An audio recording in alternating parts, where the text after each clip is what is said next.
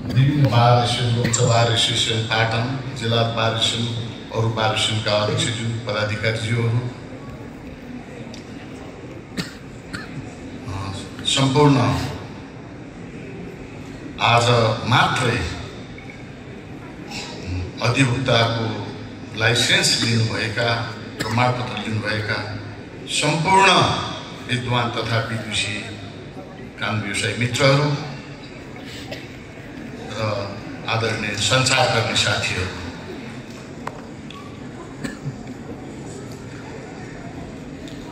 हाम्रो साथीहरूले धेरै कुरा भनिसक्नु भएको छ। मैले धेरैवटा फोरममा बोलिसकेको छु। आज पनि मलाई एउटा संयोग र अवसर मिलेको छ। म कहाँबाट बोल्नु र यसो हेर्दैछु, मेरो अतीतलाई मैले चाहिँ के छ भनेदेखि फेरि सम्झिन थालेको छु। आज मैले एकदमै आजको दिन तपाईहरुलाई अधिवक्ताको लाइसेन्स नेपाल बार एसोसिएसनले दिएको छ। कति धेरै हुँदो रहेछ, 900,000 जना कति हुँदो रहेछ। र भोलिदेखि तपाईहरु मेरो इजलासमा आउनुभयो भनेदेखि यो तपाईले लिएको प्रमाणपत्रको म सम्मान गर्दै विद्वानज्यू भनेर म थप दिन्छु।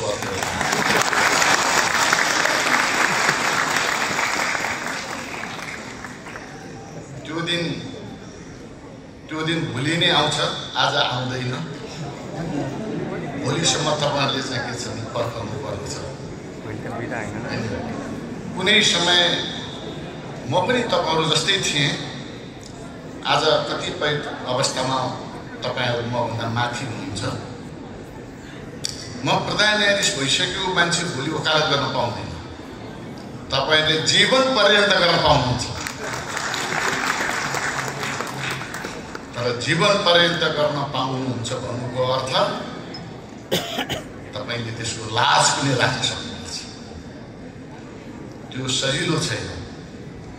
म तपाईलाई अलिकति केही अनुभव र अनुभूतिहरू कुनै अतीतको बेलाको प्रसङ्ग पनि सुनाउँछु। अहिले पनि केही कुराहरू भन्छु। जुन बेला म तीन भिरकुटी मठमा पढेको, मैले पढ्दा मेरो 6th सेमेस्टर सुरु भएको थियो 39 सालमा आएको। त्यो 6 महिनाको थियो। अलिकति पहिला हडताल भएको थियो 36 सालमा, अलिकति लम्बिया थियो। तर त्यो 6th सेमेस्टर भने चाहिँ थेसिस बुझाउने समय हो। 6 महिना थियो। मैले अब करिब 15 दिन 20 दिनमा मेरो थेसिस थियो। म एकदम चाहिँ थेसिस बुझाइदिएँ। म खालि रिजल्टको प्रतीक्षा बसेँ। अनि म एउटा फर्ममा गएँ। अब चलेको फर्ममा जानु पर्यो भनेर चाहिँ त्यहाँ गएँ। त्यतिखेरसम्म जाँदासम्म मैले 4-5 महिना सर्वसाथ म रेगुलर उहाँहरूसँग, जसले मलाई त्यो सेल्टर दिनुभयो, आश्रय दिनुभयो, जसले मलाई सिकाउनु भयो। तर मैले लाइसेन्स लिइसकेको थिएँ। मैले लाइसेन्स लिइसकेको थिइनँ। तर सर्वोच्चको न्यायाधीशहरूले मलाई, म खास मानिसहरूसँग त्यहाँ वकालत गर्ने पहिचान भएका कानुनविदहरू जाने भएको हुनाले धेरै न्यायाधीशहरूले चिनिसक्नु भएको थियो। अनि जसले मलाई सिकाउनु भएको थियो, अब उहाँ अहिले दिवंगत भइसक्नु भएको छ। उहाँ सर्वोच्च बारको पहिला अध्यक्ष भएको, उहाँको नाम दमननाथ ढुङ्गा नाम हुन्थ्यो। उहाँले चाहिँ मलाई के भन्नुभयो भनेदेखि, लाइसेन्स लिनुभयो बाबु भनेर भन्नु सुन्नुभयो। सानो उमेर थियो। तपाईहरु जस्तै आज यसो हेऱ्यो, निकै सानो उमेर थियो। अनि म त्यस्तै 20-21 वर्षको उमेरमा थिएँ। लाइसेन्स लिएपछि मैले उहाँलाई भने मैले लाइसेन्स, उहाँले के भन्नु, लाइसेन्स लिएकै भोलिपल्ट सर्वोच्चको बस गर्नुपर्छ भन्नुभयो। र मैले लाइसेन्स लिएकै भोलिपल्ट नि सर्वोच्चकै बस गरेँ। तर त्यो दिन मलाई सम्झिँदाखेरि यसो सोच्छु, मेरो बोली ठिक ठाउँमा थियो, मेरो आर्गुमेन्ट पनि ठिक ठाउँमा थियो। तर मेरो बुढा चाहिँ काँडिरहेको थियो। तर तपाईहरु काँड्नु पर्दैन। निश्चित र निर्भीक भएर तपाईहरु आफ्नो कुरा राख्न सक्नुहुन्छ। तपाईलाई यसरी कसैले सेयर पनि नगर्ला, त्यो पनि प्रधान न्यायाधीशको लेभलमा त धेरै रुयर हुन सक्छ। मैले तपाईलाई यो सब किन भने भनेदेखि, तब तपाईहरुले आज कानुनमा स्नातक गरेर या भन्नुहोस् तपाईँको चाहिँ के छ भनेदेखि एलएलएम गरेर तपाईँले आज जो प्रमाणपत्र प्राप्त गर्नुभएको छ, अघि मैले तपाईँलाई त्यसको लाज राख्नुपर्छ भनेको छु। तपाईँहरू हुने के वास्तवमा? तपाईँहरू स्कलर हुने हो कि लयर हुने हो कि तपाईँको चाहिँ अधिकृत हुने हो कि जुरिस्ट हुने हो कि प्राध्यापक हुने हो कि तपाईँ सब बाटो खुलिया छ। अब आज भर्खर म तपाईँ जस्तै पुगेर आएँ, म ढिलो, मलाई क्षमा गर्नु होला। आज म चाहिँ उहाँ डाक्टर साहबलाई देखेर हाम्रो दिनमणिजी एकदम टाइमको पकाऊ, तर म आज परिबन्धमा परेँ त्यहाँ। तपाईँहरू जस्तै आज के हुन्थ्यो त्यहाँ गएर 900 मुख्य रजिस्ट्रारसम्म सचिवदेखि लिएर शाखा सबै शाखादेखि माथि पनि हुनुहुन्थ्यो। उहाँहरू पनि सबै काममा स्नातक गरेर लोकसेवा पास गरेर एकपल्ट दुईपल्ट तीनपल्ट पास गरेर त्यो उचाइ लिनुभएका मान्छेहरू सक्नुहुन्थ्यो। उहाँको आज साधारण सभा थियो, त्यहाँ 850 900 हुनुहुन्थ्यो। म त्यसले गर्दा मलाई अलिकति ढिलो भयो त्यहाँ। तपाईँसँग क्षमा पनि माग्छु, किनभने समयमा नै आउनुपर्ने हो, मेरो कारणले ढिलाइ भयो। तर तपाईँहरूलाई मैले चाहिँ के छैन, म सिएरमा काम गर्न गइरहेको थिएँ है। तपाईँहरू हुने के? तपाईँहरू जे पनि हुनसक्ने तपाईँहरूको अहिले के छ, अहिले तपाईँहरूको त्यो अवस्था छ। यदि आज प्रमाणपत्र लिएको हिसाबले भोलिबाट बहस गर्ने हो र कानुन व्यवसायमा तपाईँहरू जानुहुन्छ, तपाईँको यसो हेर्दाखेरि लक्षण काम देखिएको छ, कालो कोट हेर्दाखेरि तपाईँ सबै कानुन व्यवसायी नै बन्नु होला जस्तो भएर चाहिँ लाग्यो मलाई। धेरै जस्तो बन्नै पर्छ भन्ने पनि छैन। तपाईँलाई यति चाहिँ म सल्लाह र सुझाव दिन चाहन्छु, जे बन्नुहोस् त्यो चाहिँ के छ भनेदेखि तपाईँ त्यो पेसाको अब्बल मान्छे बन्नुपर्छ। त्यसै त्यो अब्बल बन्न सकिँदैन नि। सबभन्दा पहिला अब्बल बन्नलाई, यदि सबभन्दा पहिला अब्बल बन्नलाई तपाईँले इन्ट्रिग्रिटी डिजर्भ गर्नुपर्छ।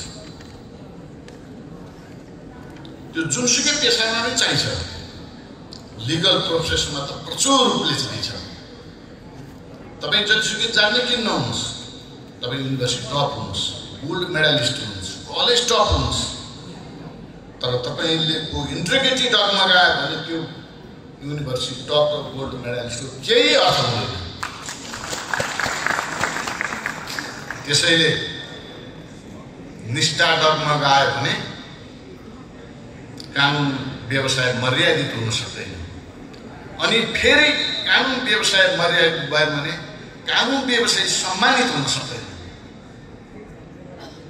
त्यसैले तपाईँ कानुन व्यवसायबाट सम्मानको अपेक्षा गर्नुहुन्छ भने तपाईँले at any cost integrity deserve गर्नै पर्दछ। किनभने इन्टिग्रिटी भनेको कुरा कस्तो छ, यो ट्रान्सफर हुँदैन है। कसैले डिजर्भ गरेको इन्टिग्रिटी तपाईँ कहाँ साथ छुन सक्दैन, त्यो किन्न पनि पाइँदैन र त्यो तपाईँको चाहिँ के छ भनेदेखि सापट दिन पनि सकिँदैन। त्यो आफैले अर्न गर्नुपर्छ, त्यो अर्न गर्न सजिलो छैन। त्यो इन्टिग्रिटी डिजर्भ गरेर तपाईँको चाहिँ के छ भनेदेखि एउटा निष्ठाको मान्छे बन्नलाई ब्रह्मचारी पालन गर्नुपर्छ। सम्भवतः त्यो सबै गर्नलाई तपाईँले इन्टिग्रिटीलाई तपाईँको सुरुकै बेला फरक पर्छ। तपाईँ वकालतमा प्रवेश गर्नुहुन्छ भने तपाईँ कस्तो फर्ममा, कस्तो वकिलका, कस्तो सत्सङ्गले प्रवेश गर्नुहुन्छ, that is called schooling. Schooling खराब हो कि पास बुझिहाल्नुहोस्। स्कुलिङ खराब अनुसार के हुन्छ, पैसा कमाउने नाममा माल प्र्याक्टिस हुन सक्छ, बिचौलियाहरूसँग सत्सङ्ग हुन थाल्छ। त्यसपछि त के छ, पेसामाथि प्रश्नै प्रश्न, अनि न पेसा उठ्छ न कानुन व्यवसाय उठ्छ। मान्छेले भन्दैनन् नि मैले सबै राम्रो गरेको छु भन्छ, तर राम्रो गरेर संसारले भन्छ नि। त्यसैले म तपाईँलाई के भन्दछु भने खालि यो कुरालाई आज तपाईँलाई अघि मैले सर्व चाहिँ के छ भने हाम्रो माननीय महादेव दाजुको तपाईँहरू धेरै केही गर्नु पर्दैन। मैले त्यहाँ 3वटा शब्द जस्तो सट यसो हेरेको थिएँ, तपाईँले बोल्दाखेरि सुनेन, तपाईँले बोल्दाखेरि आवाज त्यसरी आयो थियो, तपाईँले क्या